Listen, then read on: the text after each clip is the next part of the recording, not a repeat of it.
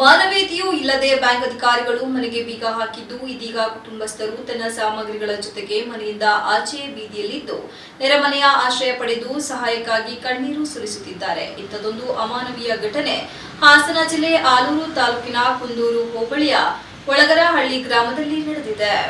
ಒಳಗರಹಳ್ಳಿ ಗ್ರಾಮದ ಪುಟ್ಟಚರ ಹಾಗೂ ಉಮಾವತಿ ದಂಪತಿಗಳ ಕುಟುಂಬವನ್ನು ಈಕ್ವಿಟಾಸ್ ಬ್ಯಾಂಕ್ ಅಧಿಕಾರಿಗಳು ಮನೆಯಿಂದ ಹೊರಹಾಕಿ ಬೀಗ ಪಾಲು ಮಾಡಿದ್ದಾರೆ. ತಮ್ಮ ಮನೆಯ ಬಾಗಿಲಲ್ಲಿ ತಮ್ಮ ಸಾಮಗ್ರಿಗಳ ಜೊತೆ ಕುಳಿತ ಉಮಾವತಿ ಸಹಾಯಕ್ಕಾಗಿ ರೈತ ಮುಖಂಡ ಕಣಗಲ್ ಮೂರ್ತಿ ಮೊರೆ ಹೋಗಿದ್ದು, ಇದನ್ನು ಗಮನಿಸಿದ ರೈತ ಮುಖಂಡರು ಕುಟುಂಬಸ್ಥರ ಅಸಹಾಯಕ ಸ್ಥಿತಿ ಬಗ್ಗೆ ತಿಳಿದು ತಮ್ಮ ರೈತ ಸಂಘಟನೆಯವರಿಗೆಲ್ಲರೂ ಸೇರಿ ಮನೆಯ ಬೀಗ ಒಡೆದು ತಮ್ಮ ಆಕ್ರೋಶ ವ್ಯಕ್ತಪಡಿಸಿದರು.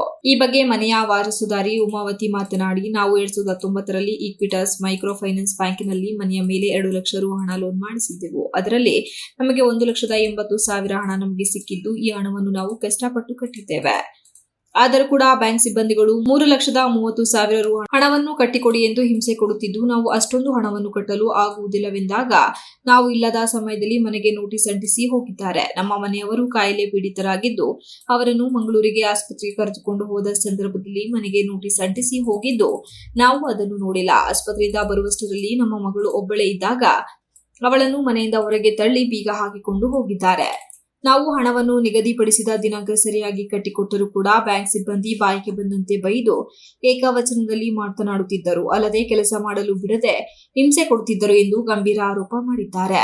ನಾವು ಕಟ್ಟಿದ ಹಣವನ್ನು ಬ್ಯಾಂಕ್ ಸಿಬ್ಬಂದಿ ಕಟ್ಟದೆ ನಮ್ಮ ಮೇಲೆ ಹೊರೆಸುತ್ತಿದ್ದಾರೆ. ಇನ್ನು ಹೆಚ್ಚು ಹಣ ಕಟ್ಟುವಂತೆ ಹಿಂಸೆ ಕೊಡುತ್ತಿದ್ದಾರೆ. ನಾವು ಬಡವರು, ನಮಗೆ ಅಷ್ಟೊಂದು ಹಣವನ್ನು ಕಟ್ಟಲು ಸಾಧ್ಯವಿಲ್ಲವೆಂದು ಕಣ್ಣೀರಿಡುತ್ತಾ ತಮ್ಮ ಅಳಲನ್ನು ತೋಡಿಕೊಂಡರು. ಹಾಸನ ಜಿಲ್ಲಾ ರೈತ ಸಂಘದ ಅಧ್ಯಕ್ಷ ಕಣಗಲ್ ಮೂರ್ತಿ ಮಾತನಾಡಿ, ಮನೆಯ ಅಡಮಾನ ಮಾಡಿ 3 ಲಕ್ಷ ಸಾಲ ಮಾಡಿದ ಕಾರಣ ಬ್ಯಾಂಕ್ ಅಧಿಕಾರಿಗಳು ಮನೆ ಜಪ್ತಿ ಮಾಡಿದ್ದು ಮನೆ ಮುಟ್ಟುಗೋಲು ಹಾಕಿಕೊಂಡಿದ್ದಾರೆ.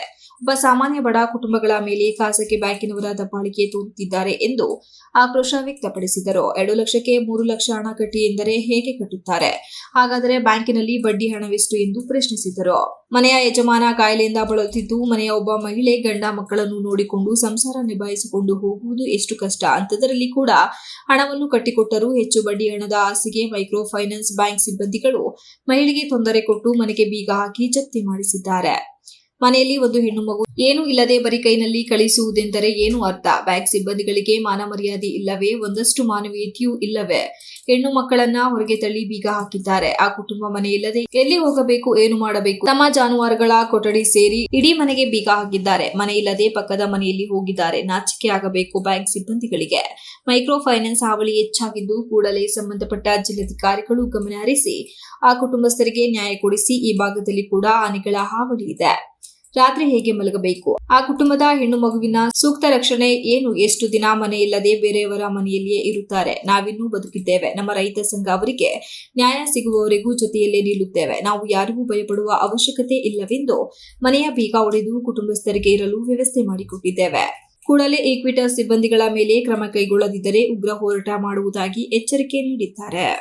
ಮತ್ತೆ ಎಲ್ಲಿಗೆ ಹೋಗ್ತಾರೆ? ಅವ್ರ ಹಿಂದ್ಗುಟ್ಟೆ ಬೆನ್ನತ್ತಿ ಇವ್ರು ಬಿಡಲ್ಲ. ನಾವು ಯಾವುದೇ ಕಾರಣಕ್ಕೂ ಇವ್ರನ್ನ ಬೆನ್ನು ಹತ್ತಲೇ ಬರಲ್ಲ.